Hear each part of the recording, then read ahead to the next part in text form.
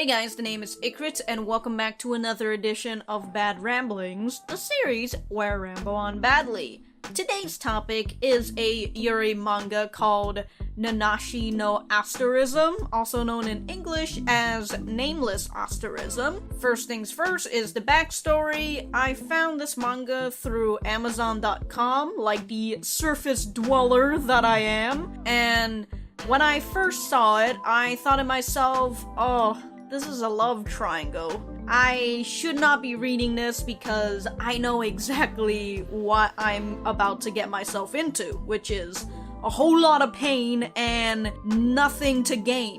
But after 5 minutes of contemplating and also tweeting about it, I had another thought saying, it's a Yuri, so I might as well give it a try. How can it be this bad? So, what is this manga about? Well, since I'm such a terrible person when it comes to making a summary, I'll just read the summary out of Dynasty Scans. Tsukasa, Shiratori, Nadeshiko Washio, and Mikage Kotooka are three close-knit friends in junior high school. For almost a year, Tsukasa has been harboring a secret she can't tell anyone. She has a crush on Nadeshiko. She resigns to keep it locked away forever, but then discovers that Nadeshiko has a crush on Mikage. Not wanting to mess up their current relationship, Tsukasa decides to support Nadeshiko in any way she can. However, Mikage has a secret of her own that she can't share with anyone. The manga is complete with 5 volumes in total, volume 1 being on Amazon.com for pre-order. Now enough of all of that nonsensical garbage. Let's talk about what I thought about this manga. Starting with the first volume, I really liked. I enjoyed it a lot more than I thought I would, mainly because it wasn't the love triangle that I was expecting. The traditional love triangle in romance story is that there are 2 people in love with one person, but in this story, each person is in love with another person, so there isn't that pyramid structure where there are 2 people on the bottom and the person on top that they worship. In a sense, it's an actual triangle. It's a very balanced triangle. I'll try to say it's balanced.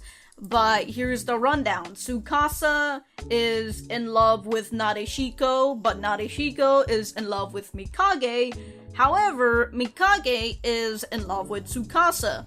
And I really like the situation on where they all fell in love with each other at that current moment, which was in the train. I thought that was really funny.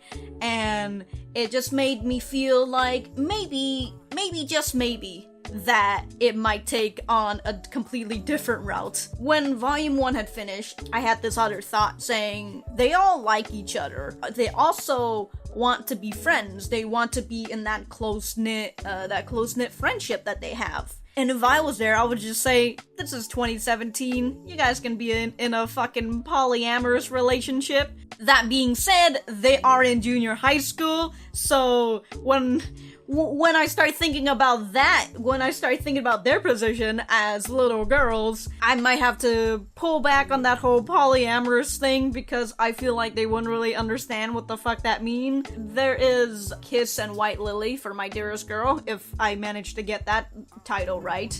In the more latest volume of that manga, of that Yuri manga, they were portraying these girls in a polyamorous relationship, and that makes me very happy because at least, instead of just the typical 2 girls together, we get like, ooh, this girl, she likes a lot of girls, but she doesn't want to keep one to herself. She wants to share her love with everybody. I'm like, I thought that was totally cool, but we're not talking about that manga. We're talking about Nameless Asterism, Nanashi no Asterism, whichever one you want to say. If I remember correctly, Volume 1 did introduce Kyousuke and Tsukasa's little brother, Subaru, and when we started getting into Volume 2, the mangaka began to delve a little bit more into Kyousuke and Subaru's friendship, And I thought that was pretty cool. I'm glad that the mangaka made Kyousuke just your typical, not typical, but just your perfect boy, but not the kind of guy who has an agenda behind him. He's not this person who acts nice, but where behind the scene he's a serial rapist or something. Although the reason why he doesn't have an agenda is because he used to be a bad boy. He used to be a bad boy. He used to be a delinquent when he was young, and at some point he's like, you know what? I'm just gonna be nice from now on. I'm just gonna help everybody that I see. I see a cat drowning in the river. Fuck it, I'll jump into the river and I'll save that cat.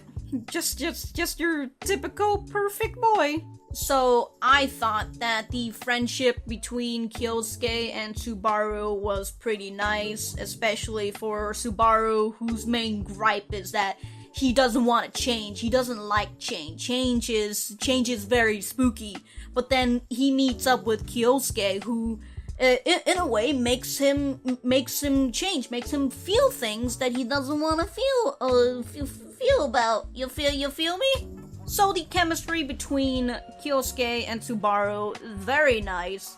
And then we kind of get between those two, and we swap between the little love triangle back and forth, and I found that to be very nice. I thought it was okay. What I don't like between Subaru and Kyousuke's relationship is how Subaru is manipulating Kyousuke. Although I feel like Kyousuke should be a little bit smarter than that. He should at least pick up some kind of fucking hint. So the problem that I have with this manga is the love triangle, obviously, but I also have a problem with the shift in perspective. Within this manga, we kind of do a swap perspective, so then we can see everybody's thoughts. But in the beginning, it was a little bit more focused on Tsukasa. But as the volumes continue, the perspective started shifting to Kotooka, or Mikage. And because she has her own backstory that involves another triangle group, she doesn't like this love triangle that she's in. She appreciates that she knows that there are girls who likes other girls, but she just wants everybody to be friends. She just wants them to go out and find some guy to date. Again, the perspective started switching over to Mikage. She doesn't like it, and she's trying her best to keep this relationship, this triangle friendship, as just a friendship, instead of trying to, if she ends up dating Nadeshiko, then Tsukasa's gonna be sad, but if she dates Tsukasa, who she likes, then Nadeshiko would be left out. It's, so on and so forth. And then, in order to rival Mikage's perspective, the mangaka started putting more of Nadeshiko's perspective, so then Mikage and Nadeshiko are kind of in conflict with each other, and because they are in conflict with each other, Tsukasa gets pushed aside, and I'm over here thinking, I really like Tsukasa.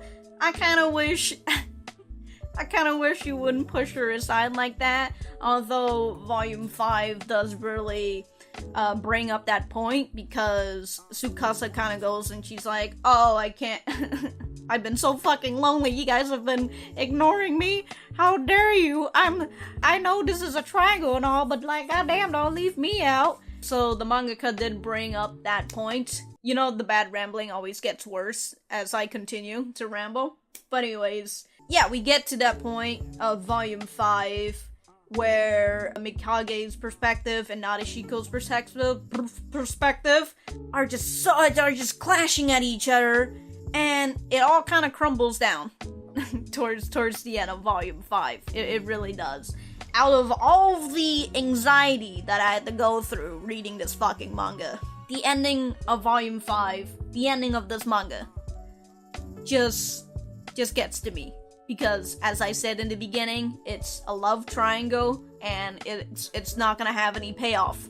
Well, guess what? It doesn't have any fucking payoff. I was so frustrated. I was so mad when I had finished reading this manga, because nothing pisses me off more when you introduce problems when you introduce a conflict and you don't solve it. It's kind of like, what's the point of me reading this then if nothing gets solved? Oh, you can't tell me that they went from point A to point B, because that's legit just me walking from my house to 7-Eleven and then walking back. There was no point in it, so why the fuck should I care? If you're gonna go from point A to point B, at least solve the fucking problems you've encountered during that journey, instead of, oh hey, we've got to this destination.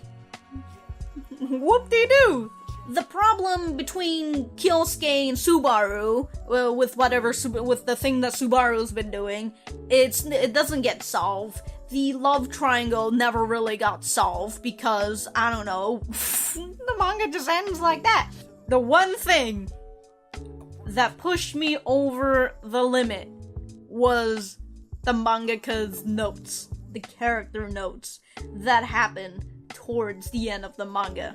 I did not believe it myself at first, but when I was reading those character notes where it was saying, oh, Tsukasa, she's a strong girl, she'll probably get over her love of Nadeshiko, or, oh, Subaru, you know, Kyousuke is gonna be really mad when he finds out, but, you know, they'll probably make up. Maybe if the manga was still ongoing, I would accept those character notes, but the problem is, it's complete, and you're telling me that, oh yeah, this probably might have happened. You're a mangaka, alright? You can make it happen. Alright, don't tell me that what's probably gonna happen. Don't fuck with me on that shit, alright? Oh, dude, that got me riled so much, because that was just a fucking cliff note. It was just like a half-ass ending, and then he's like, oh, here's all the things that could have happened, but it's not gonna happen because the manga's completed, so it's all up to your imagination, alright? Alright, just write a fanfic about it, you'll be fine.